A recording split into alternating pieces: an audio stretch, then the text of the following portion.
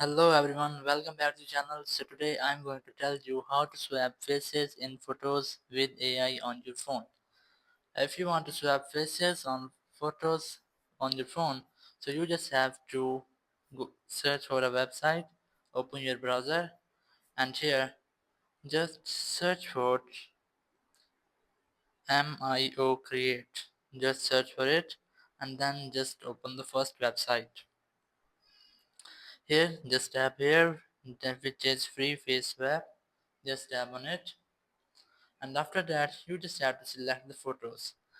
Just select the first photo like this. I want to choose this one, so just tap on it, and after that just select the second photo.